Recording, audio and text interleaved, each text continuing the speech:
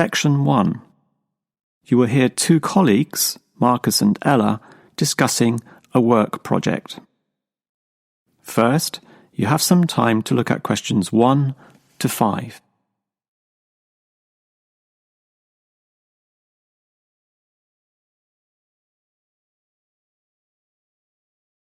You should answer the questions as you listen because you will not hear the recording a second time. Now listen carefully and answer questions 1 to 5. Okay, Ella, as you know, the deadline for this project is the end of the month, so we'd better plan it well. Yes, I've already been thinking along those lines, and I've decided we should divide this project into 3 phases. The pre-phase, then phase 1, and then phase 2, with strict deadlines involved for each one. Given that we have to finish this quickly, that sounds good. Tell me more.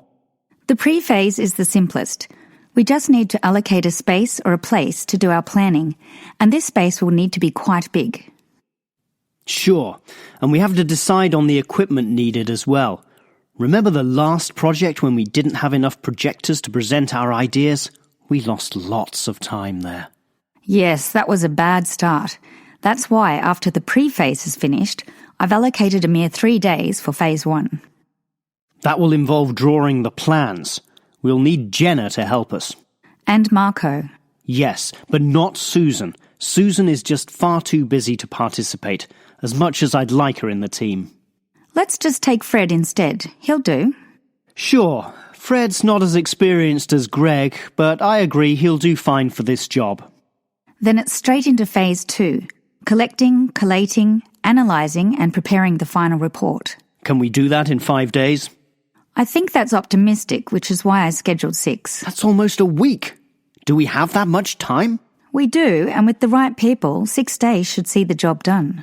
Who are the people for this phase? Arthur and Rob, right?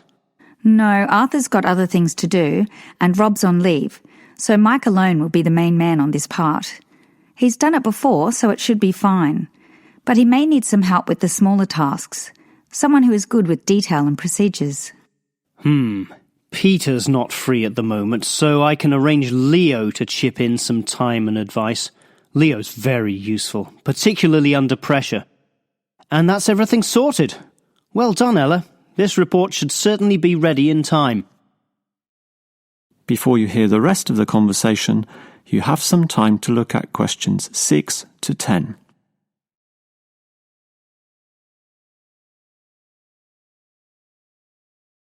Now listen and answer questions 6 to 10.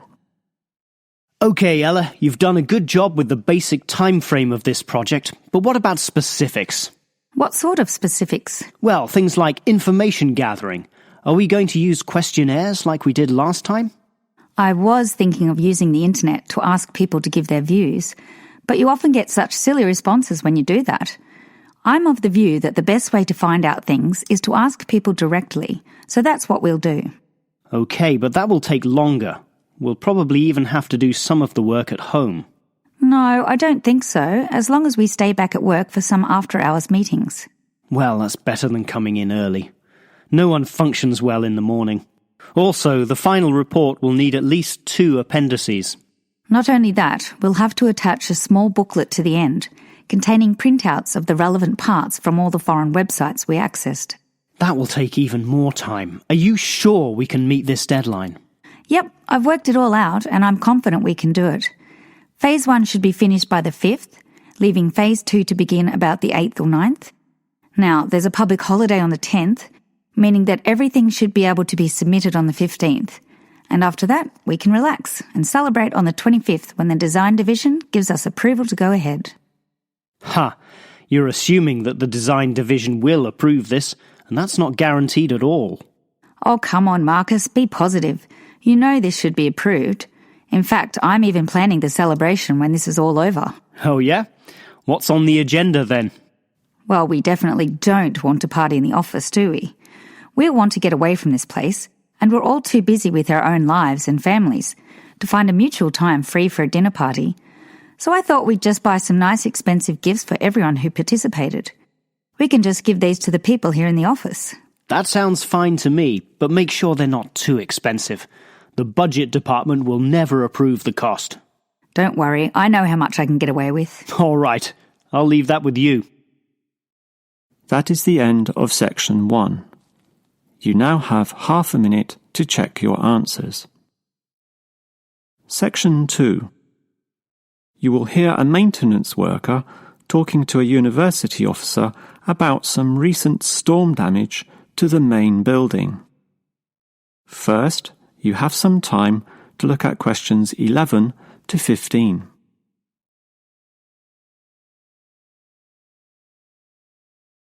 Now listen carefully and answer questions 11 to 15. Hello there. I was asked to tell you about the extent of the damage to the main building caused by the recent storm. Oh, that's right. I take it that most of the damage is just to the main building? It is indeed, since the building is so old.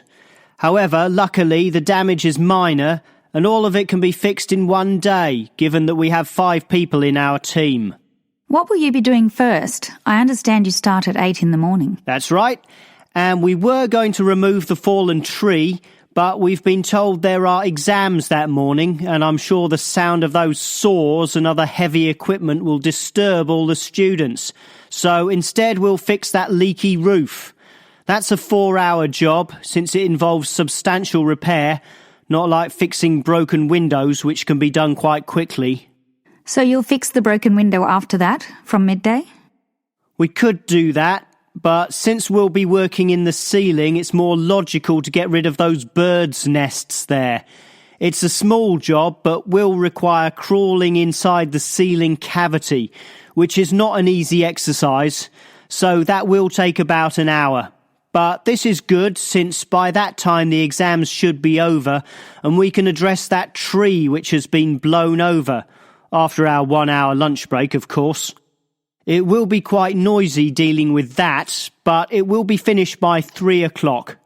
Some of our staff will then leave to fix things on another site. An office nearby needs a new window. But 2 of us, including myself, will remain here to paint over that discoloured patch of wall in your office. Oh, good. It looks so horrible at the moment. Well, we'll certainly make it look good once again. And in the last hour of our working day, we'll fix up that problem with the wiring. Apparently the power doesn't go to one of the classrooms. Probably some water has gotten into the fuse box, so we'll just change a few wires and clean up the moisture, and it should be fine.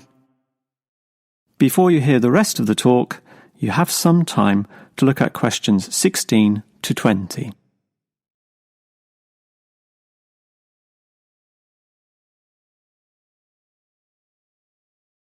Now listen and answer questions 16 to 20.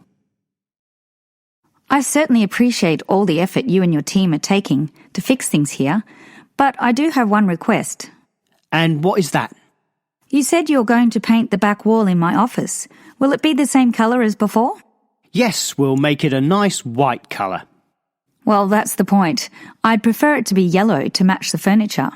The furniture is orange, actually, but I think yellow is a nice match. Can you do that? We can certainly do that. Yellow it is. Certainly a prettier colour than just plain white, or the blue in my kitchen at home for that matter. And we can leave the paint can with you in case you need to do some touch-ups or if the stain reappears. I'll just leave it in the garden shed, the one next to the main classroom. And incidentally, about those birds in the ceiling, I was just investigating and I heard the chirping of little baby birds in there. So there must be some young ones in a nest. I just thought you'd like to know that we can give them to a wildlife reserve. There's one in the next suburb, so that should not be too much trouble. Or you could give them to one of our teachers. I have a colleague who can raise them. I would say the wildlife reserve is a better option, since the people there are used to dealing with animals. And as for that fallen tree, we'll cut it up into small pieces, and that can be firewood in my house, so that won't be wasted either, although the smoke will cause some pollution. But I have a special licence for my fireplace, so no one can object to that. I've noticed also that the university has a garden bin for the smaller items, leaves and sticks and bark and so on. So we can dispose of material in that also. You do have some waste piles out the back, but a proper garden bin means that the material will be recycled. And that's better for the environment, so you can rest assured we will use that. That is the end of section 2. You now have half a minute to check your answers. Section 3. You will hear 3 students, Steve, David and Susan, discussing the different courses they attend. First, you have some time to look at questions 21 to 26.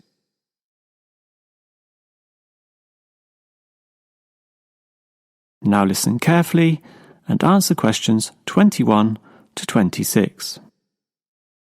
Well, gentlemen, we've almost finished our second semester at this university. What do you think of all the courses we attend? On the whole, I'd say they're quite good, apart from social history, which I find to be a little too inexact. Yes, the lecturer's style is also very, very dull. I certainly agree with you there, although I would say that the textbook is more interesting. Welfare State. The subtitle says, An Examination of Social Development in the 20th Century. Yes, Welfare State is a good book, but look how many pages it has. 458! I agree. It's just too long to be easily read. Far too long, although it's certainly well written in parts. Yes, and if you compare it to the textbook for cultural studies, what's it called? Inner Views, I think. No, that's the book for media studies, and we finished that subject last semester. The book you're thinking of is In Perspective. Oh, sorry, you're right. In Perspective. And the subtitle says, A Comparison of Social Groups. Somewhat interesting, wouldn't you say? Well, mildly so, as is the subject, dealing as it does with such a wide variety of issues. But the book itself certainly oversimplifies a very complex subject. I agree. I also got annoyed at its constant oversimplification. Life is more complicated than what it suggests. Yes, but what you call oversimplifying may well be considered clarifying. Look at this other textbook, Government in Action. Some may say that it also oversimplifies, but it must do so in order to present a coherent picture of an equally complex subject. Government in Action? Which subject? It's the textbook for political theory. Oh, I hate politics. That's why I don't like the active leadership subject either. And most of the stuff in that political theory textbook is based on the American system. You see, it's written by Americans, so it's not even relevant to us here. I'd agree with you there. It's not relevant to us at all, since our government uses the Westminster system. Yes, I suppose that is a problem. Before you hear the rest of the conversation, you have some time to look at questions 27 to 30.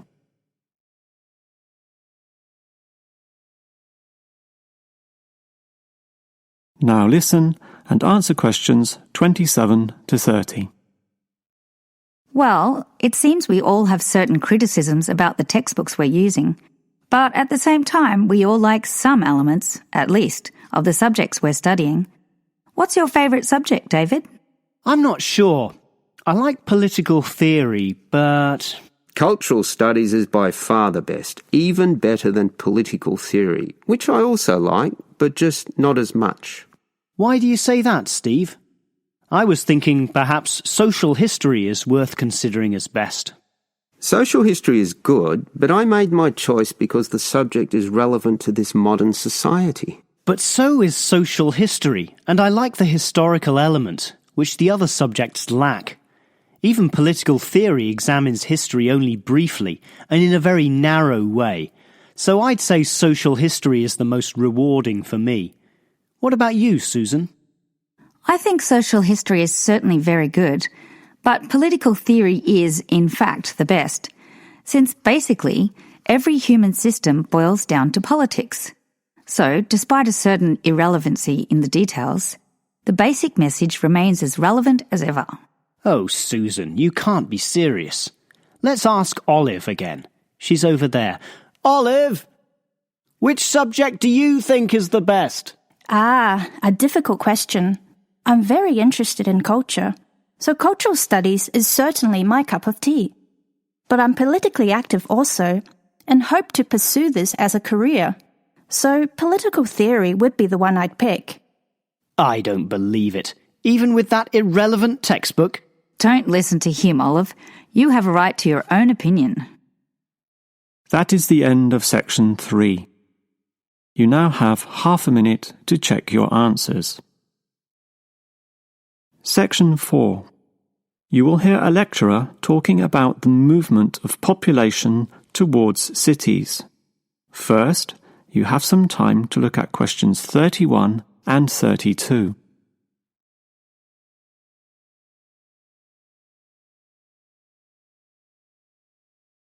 Now listen carefully and answer questions 31 and 32. If you consider the farms of old, the type your father or grandfather grew up on, they were small and labour-intensive, requiring lots of workers. In addition, they often had a diversity of products, be that animal or vegetable, say cows and sheep, or oranges and lemons, with some peaches and a few chickens on the side for the production of eggs. The many workers involved raised their families who needed products and support services, such as medical clinics and schools, so the small country towns had mercantile activity, storefronts and community participation with all ages present and a distinct town culture. And how it has changed. Travel to any small country town in virtually any developed country and you will often see that these places are now somewhat forlorn and deserted, lacking life and vigour. Many of the residents have long since moved towards the big cities, so the country areas have become depopulated and their downtowns empty. This phenomenon is so predictable and widespread that it even has a name, rural flight or rural exodus, and it has produced some fairly predictable problems. Before you hear the next part of the lecture, you have some time to look at questions 33 to 35.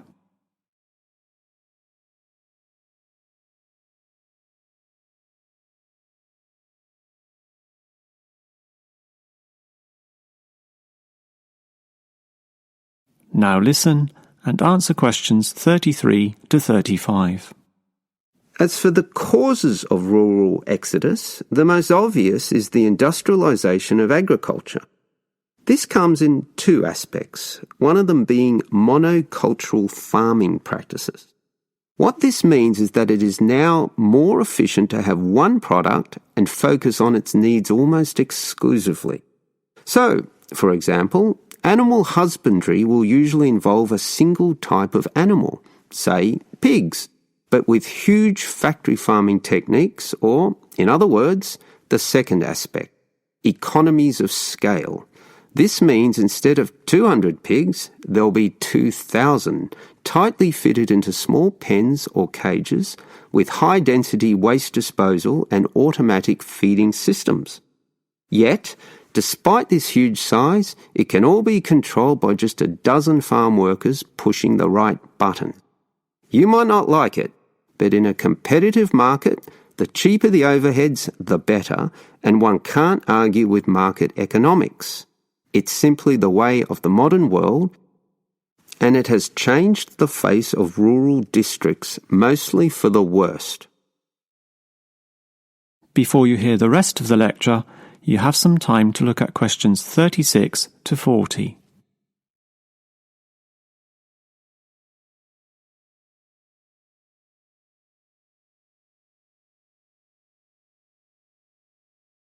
Now listen and answer questions 36 to 40. We can talk at length about the problem of rural exodus, but what about solutions?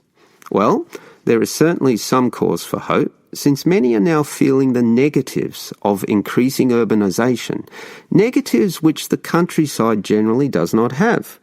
Thus, tourism, for example, is certainly one avenue of revenue and revitalisation. The most important consideration here is that the local residents themselves participate in developing such initiatives and deciding what happens, since outsiders, be they state government or city-based planners, do not fully understand the local settings, the possibilities which may be on offer, or the town culture, since even small rural areas can be highly distinctive from neighbouring ones. For example, the Daylesford area has developed a tourist industry based on the natural springs there, putting forward the angle that this water is relaxing and revitalising for the health.